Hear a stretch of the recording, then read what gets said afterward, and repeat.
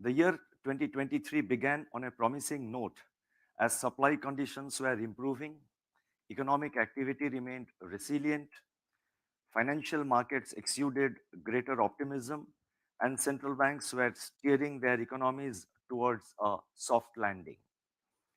In just about a few weeks during the month of March, this narrative has undergone a dramatic shift.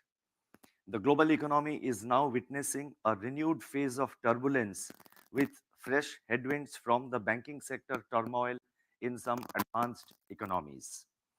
Bank failures and contagion risks have brought financial stability issues to the forefront. Given the stubbornness in inflation, central banks continue to tighten monetary policy, although at a reduced pace. Inflation globally has moderated in the recent months, but is but its descent, its descent to the target is proving to be long and arduous. The former chairman of the US Federal Reserve, Alan Greenspan, had once said, uncertainty is the defining characteristic of the monetary policy landscape. This he was saying in an era of great moderation and in more normal times compared to today's situation. What we are witnessing today is unprecedented uncertainty in geopolitics, economic activity, price pressures, and financial markets never seen before. Once again, one can imagine the magnitude of challenges central banks and other policymakers face in today's world. The Monetary Policy Committee met on 3rd, 5th, and 6th April 2023 and assessed the macroeconomic situation and its outlook. It decided unanimously to keep the policy repo rate unchanged at 6.5% in this meeting with readiness to act should the situation so warrant. Let me read this sentence again. The Monetary Policy Committee decided unanimously to keep the policy repo rate unchanged at 6.5% in this meeting of the MPC with readiness to act should the situation so warrant. Consequently, the standing deposit facility, that is SDF rate, will remain unchanged at 6.25%, and the marginal standing facility, that is the MSF rate, and the bank rate at 6.75%. The MPC also decided by a majority of 5 out of 6 members to remain focused on withdrawal of accommodation to ensure that inflation progressively aligns with the target while supporting growth. Let me emphasize that the decision to pause on the repo rate is for this meeting only. I would now like to explain the MPC's rationale for these decisions on the policy rate and the stance.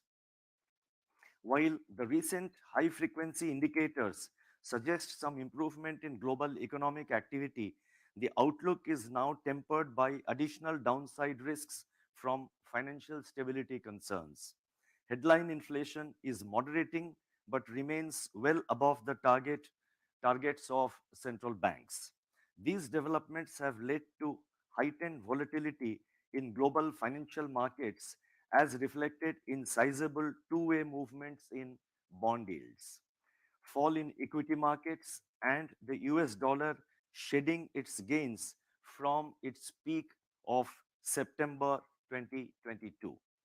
Amidst this volatility, the banking and non-banking financial service sectors in India remain healthy and financial markets have evolved in an orderly manner.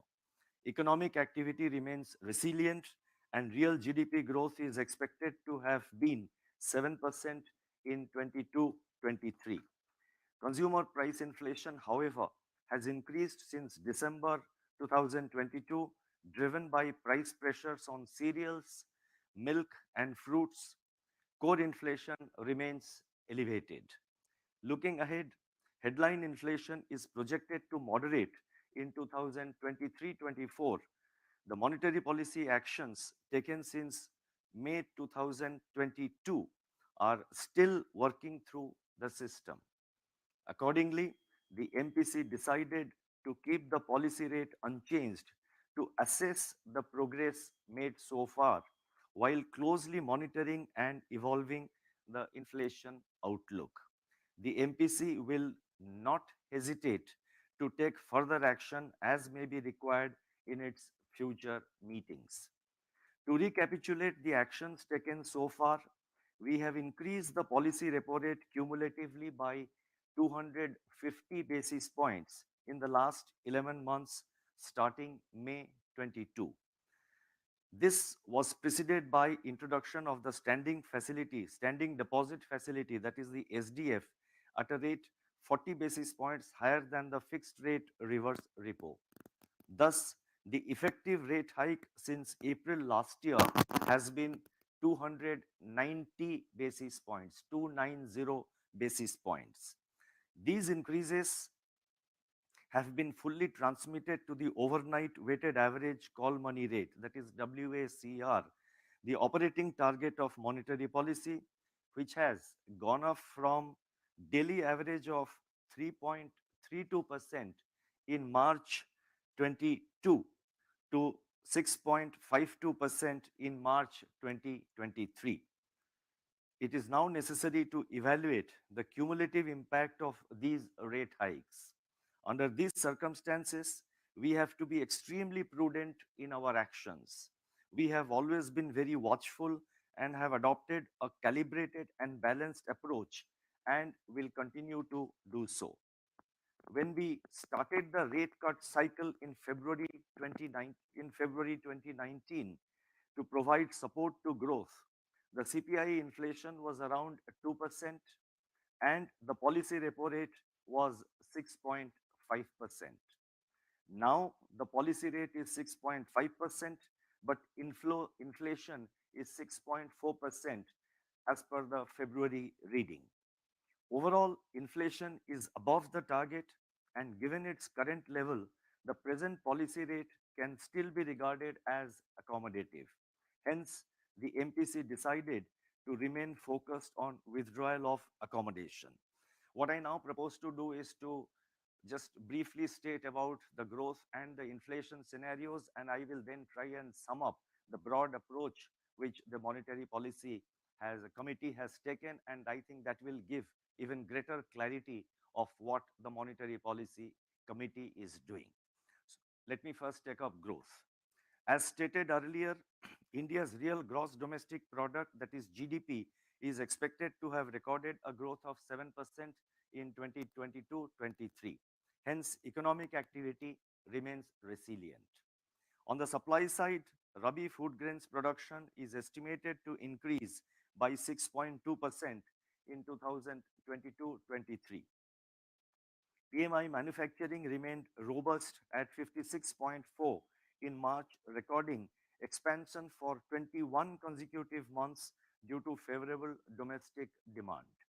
Service sector activity exhibited buoyancy. PMI services remained in expansion zone at 57.8 in March, driven by favorable demand conditions and new business gains. Aggregate demand conditions were resilient in Q4 of 22-23, even as private consumption showed some signs of slowdown. Urban demand indicators like passenger vehicle sales and credit card spending registered robust growth in February, while consumer durables contracted in January.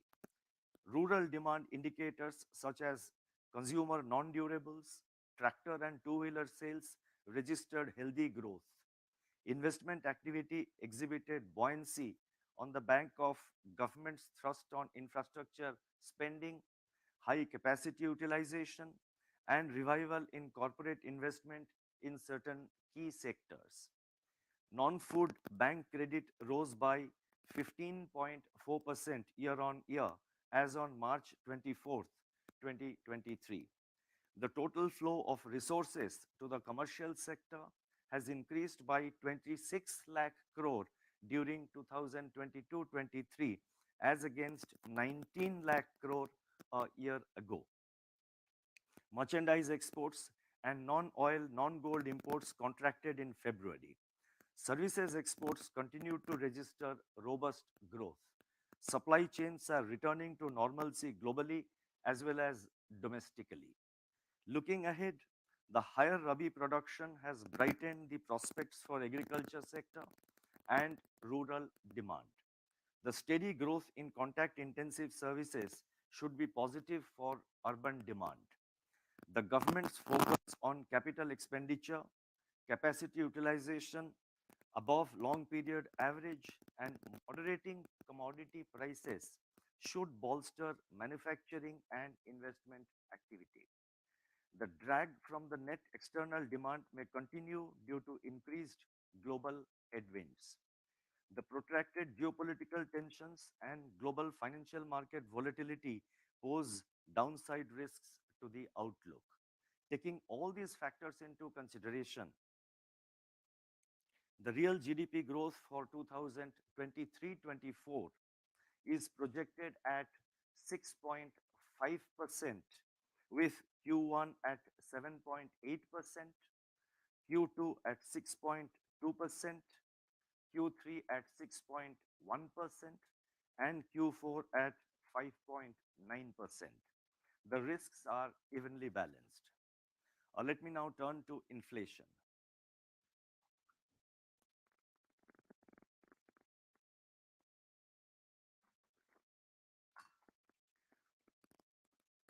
The softening in inflation during November-December 2022 turned out transitory, with CPI headline inflation breaching the upper tolerance threshold during January-February 23.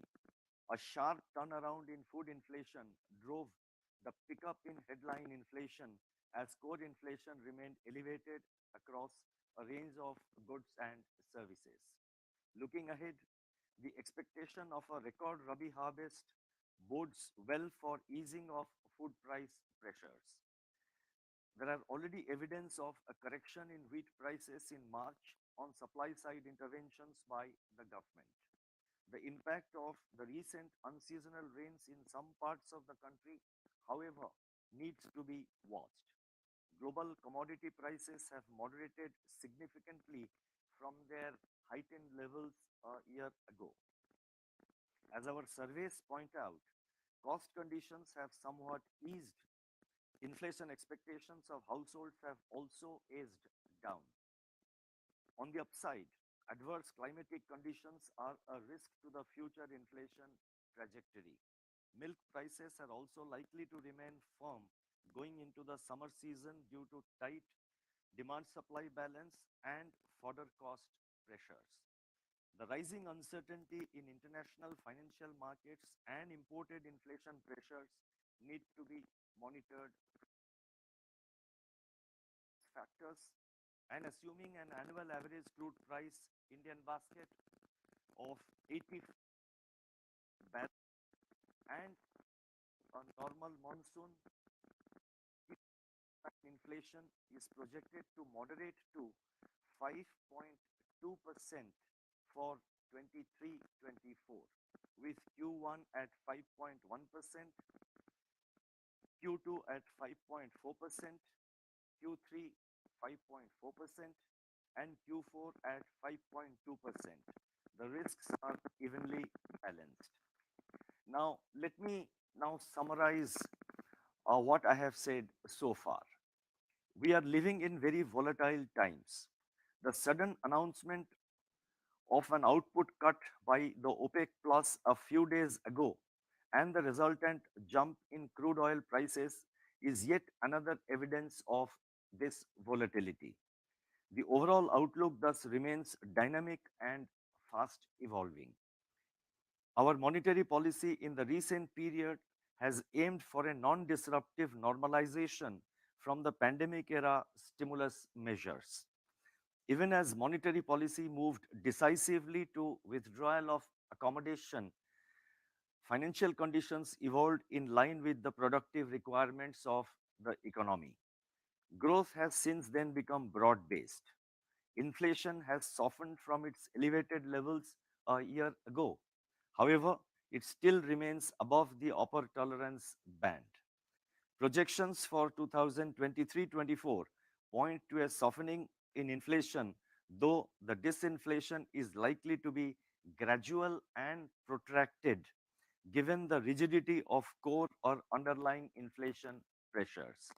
At this stage, we remain watchful of the evolving outlook and the impact of our actions during the past 1 year on the broader real economy.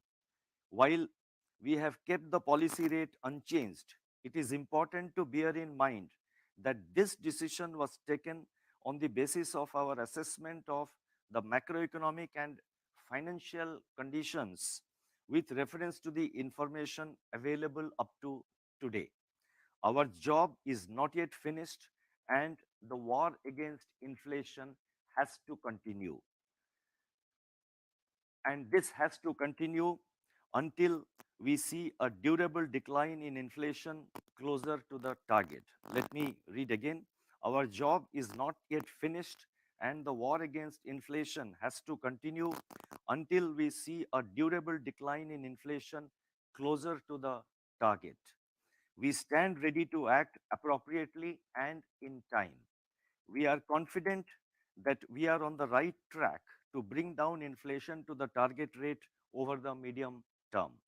As we proceed towards this objective, I recall the wise counsel of Kautilya 2000 years ago. And he said, and his statement was as follows: Be not slack before the job is finished. Be not slack before the whole job is finished. I would now like to focus on financial stability. With the fight against inflation far from over, the global economy is now confronted with serious financial stability challenges from the recent banking sector developments in certain advanced economies. This calls for a reappraisal of the responsibilities of the regulators and the regulated entities world over and their collective role in safeguarding the stability of the financial system. While regulators need to identify potential vulnerabilities and take proactive regulatory and supervisory measures, it is important and incumbent upon the regulated institutions to exercise due diligence in their risk management and corporate governance practices. They need to play, they need to pay close attention to asset liability mismatches and profile of their deposit base while building up adequate capital buffers and conducting periodic stress tests. It is in this context that we in the Reserve Bank of India have focused on macro and micro prudential measures in the recent years to prevent buildup of financial vulnerabilities. We have adopted a prudent approach towards regulation and supervision and have taken several steps in these areas in recent years. Some of these regulatory measures are listed in the footnote of this statement.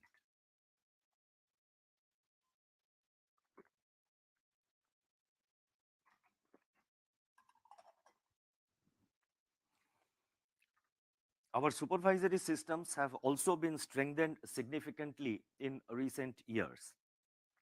We have adopted a unified and harmonized supervisory approach for commercial banks, non-banking financial companies, that is NBFCs, and urban cooperative banks, that is UCBs. The focus is now more on identifying the root cause of vulnerabilities rather than dealing with the symptoms alone. As a result, the Indian banking system remains sound and healthy with strong capital and liquidity buffers, improving asset quality, better provisioning coverage, along with improved profitability. Nevertheless, we are keeping a close watch on the banking sector turmoil in some developed countries. In this context, let me once again recall Kautilya's wisdom, which remains relevant even for today's world. And I quote: In the interests of the prosperity of the country, we should be diligent in foreseeing the possibility of calamities, try to avoid them before they arise, overcome those which happen, remove all obstructions to economic activity. I would now like to touch upon liquidity and financial market conditions. The Reserve Bank will continue to adopt a nuanced and agile approach to liquidity management. Amidst large moderation in surplus liquidity, the Reserve Bank conducted 14-day variable rate repo auctions, which is the main operation on February 10th and March 10th, and also a fine-tuning 5-day variable rate repo auction on March 24th. In the period ahead, the Reserve Bank will remain flexible in meeting the productive requirements of the economy through two-way operations as may be necessary. We will also ensure the completion of the government borrowing program in a non-disruptive manner while maintaining orderly market conditions during 2023-24. The Indian rupee has moved in an orderly manner in the calendar year 2022 and continues to be so in the current year, that is 2023 also. This is reflective of the strength of the domestic macroeconomic fundamentals and the resilience of the Indian economy to global spillovers. We remain watchful and focused on maintaining the stability of the Indian rupee.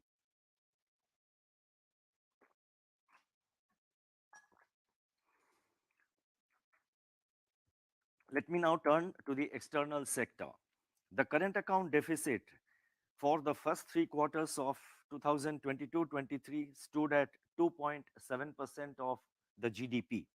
In third quarter, current account deficit narrowed significantly to 2.2% from 3.7% in the second quarter on account of lower merchandise trade deficit and robust growth in services exports.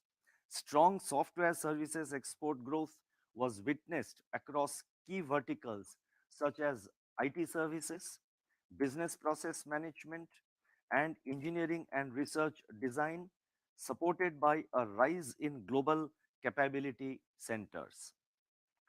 The merchandise trade deficit further narrowed during January and February 2023 from its level in the third quarter of 22-23 on the back of a sustained decline in imports. Moreover, India's services exports continued to grow at a healthy pace in the first 2 months of 22 in the first 2 months of the current calendar year, that is 2023. Better growth prospects of the Gulf Cooperation Council, that is the GCC countries, are expected to keep remittances robust. In fact, inward gross remittances into India touched an all-time high of $107.5 billion during the calendar year 22.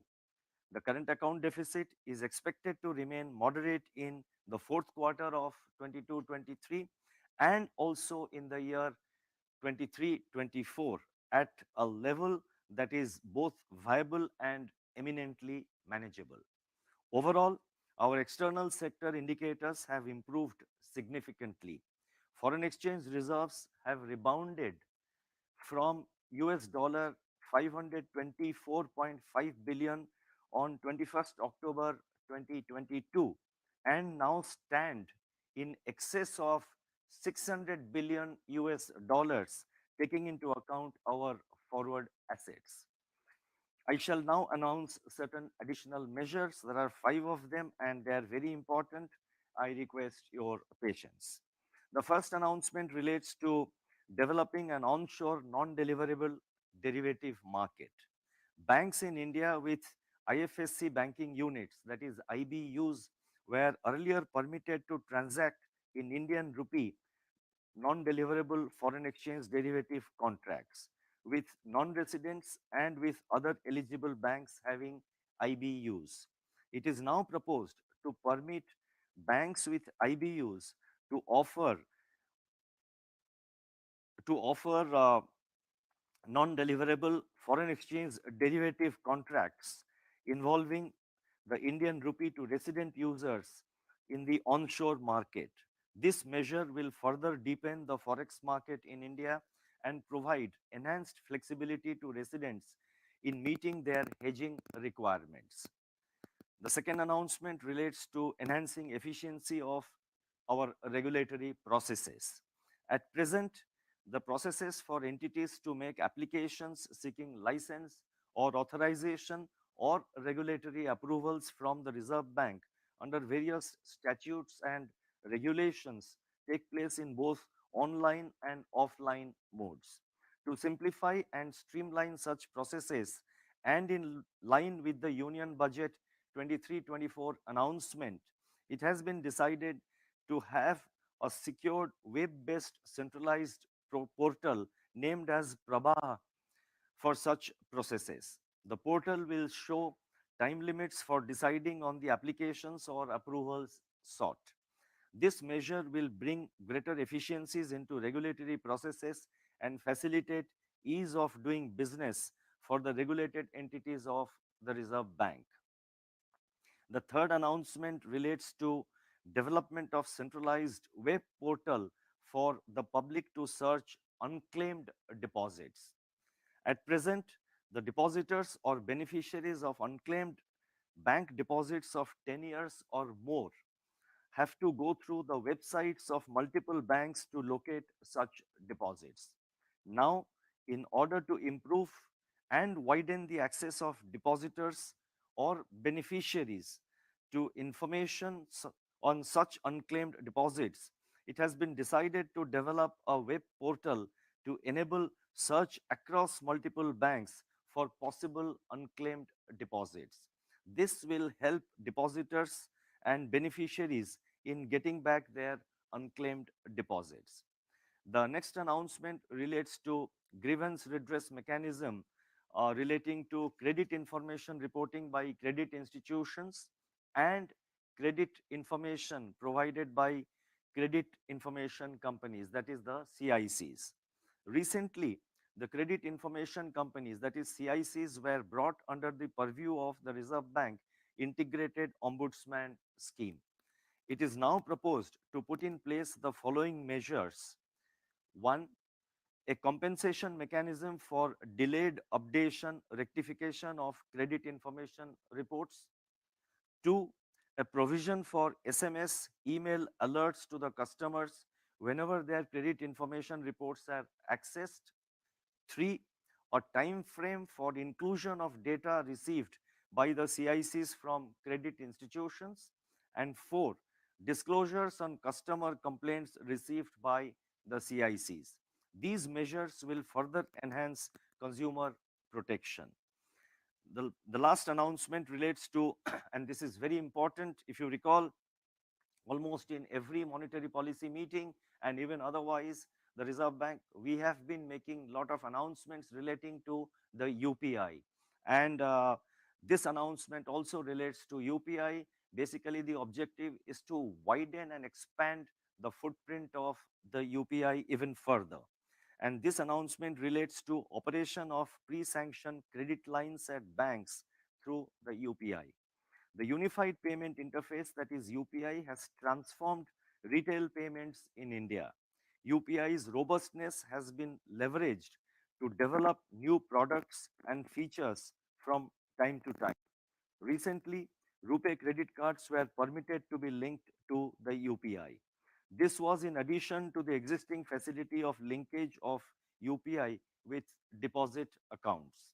It is now proposed to expand the scope of UPI by permitting operation of pre-sanctioned credit lines at banks through the UPI. This initiative will further encourage innovation.